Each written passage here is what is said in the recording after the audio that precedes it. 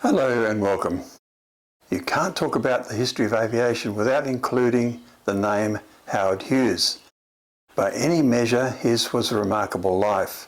Howard was born in 1905 to wealthy parents and at an early age showed aptitude in science and technology.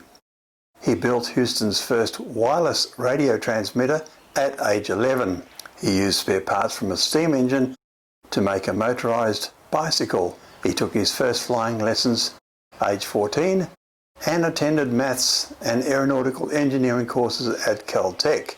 Both his parents died in his late teens. Using his inheritance, he became a Hollywood tycoon whilst still young. His romances with leading ladies such as Katharine Hepburn, Hedy Lamarr, Ginger Rogers, Janet Leigh and Rita Hayworth are well known and must have kept him busy. His attraction may have been his dashing persona, personal wealth and power. Hughes formed the Hughes Aircraft Company in 1932. A result was the Hughes H-1 Racer, with which he set multiple world speed records, starting with the land plane airspeed record of 352 miles per hour in 1935. A year and a half later, on January the 19th, 1937, flying that same H-1 Racer but now fitted with longer wings, Hughes set a new transcontinental airspeed record by flying non-stop from Los Angeles to New York in 7.5 hours. This was the last time in history that an aircraft built by a private individual set a world speed record. The H-1 Racer featured a number of design innovations.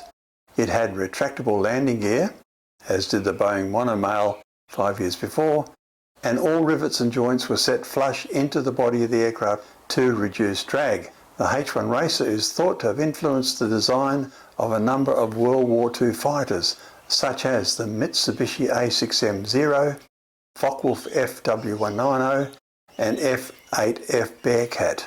A lifelong aircraft enthusiast and pilot, Hughes survived 4 airplane accidents, one in a Thomas More Scout while filming Hell's Angels, one while setting the airspeed record in the Hughes H-1 Racer, one at Lake Mead in 1943, and the near-fatal crash of the Hughes XF-11 in 1946.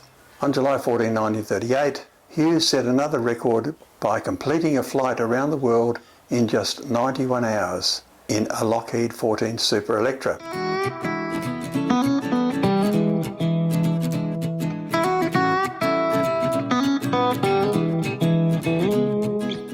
Beating the previous record set in 1933 by Wiley Post in a single-engine Lockheed Vega by almost 4 days.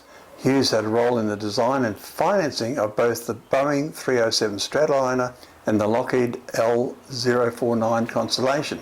In the spring of 1943, Hughes spent nearly a month in Las Vegas test flying his Sikorsky S-43 amphibian aircraft, practicing touch-and-go landings on Lake Mead in preparation for flying the H-4 Hercules. One flight test did not go well, the Sikorsky crashing into Lake Mead, killing 2 passengers. Hughes was involved in another near-fatal aircraft accident on July 7, 1946, while performing the first flight of the prototype US Army Air Force's reconnaissance aircraft, the XF-11, near Hughes Airfield, Culver City, California. An oil leak caused one of the contra-rotating propellers to reverse pitch, causing the aircraft to yaw sharply and lose altitude. Hughes attempted to save the aircraft but crashed into 3 homes. He managed to pull himself out of the flaming wreckage. In hospital, he complained about his hospital bed. He set about redesigning it. That design has served as a prototype for the modern hospital bed. We thank you, Howard. The trademark moustache he wore afterwards hid a scar on his upper lip resulting from the accident, and you recall that's what happened to Jimmy Edwards as well. Troop transport ships were vulnerable to German U-boats in World War II, so the War Production Board funded Hughes to build the Hercules to transport troops across the Atlantic. The aircraft was not completed until the end of the war. The Hercules was the world's largest flying boat, the largest aircraft made from wood, and at 320 feet had the longest wingspan of any aircraft. The Hercules flew only once for 1 mile, just 70 feet above the water. with Hughes at the controls on November 2, 1947.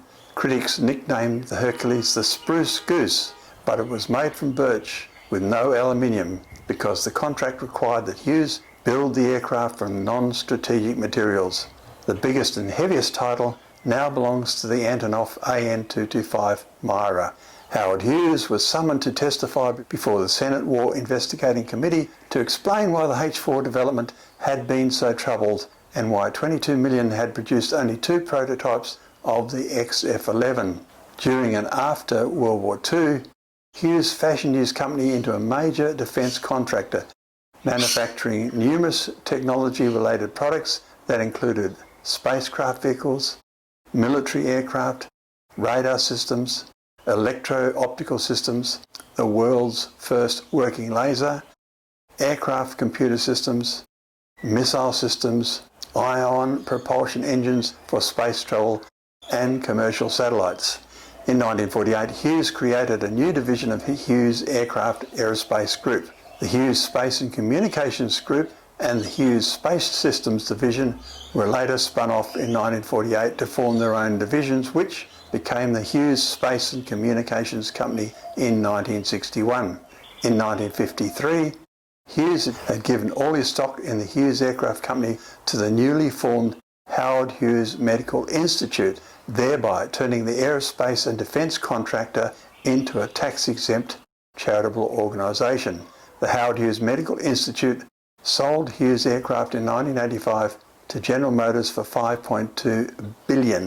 In 1997, General Motors sold Hughes aircraft to Raytheon, and in 2000, on-sold Hughes Space and Communications to Boeing.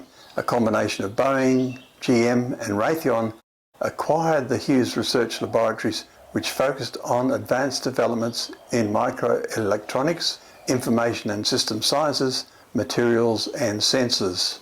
Hughes had begun to accumulate shares in TWA, taking a controlling interest in 1944, and he is credited as the driving force behind the Lockheed Constellation airliner, which was ordered in 1939 as a long-range replacement for TWA's fleet of Boeing 307 Stratoliners. The Constellations were amongst the highest performing commercial aircraft of the late 1940s and 50s and allowed TWA to pioneer non-stop transcontinental service.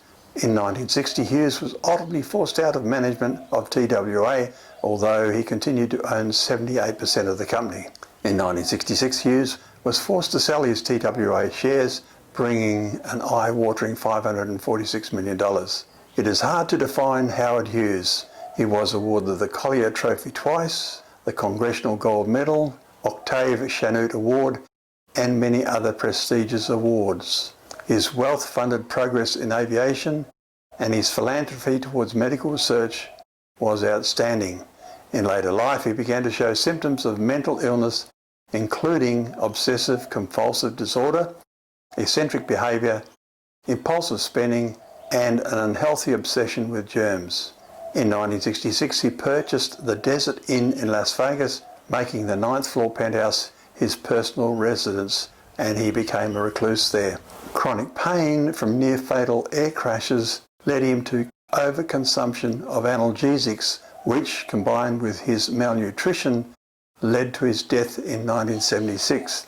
His passing provokes pity towards a troubled man who ultimately died wealthy, dirty, unkempt, and alone. Thank you for watching.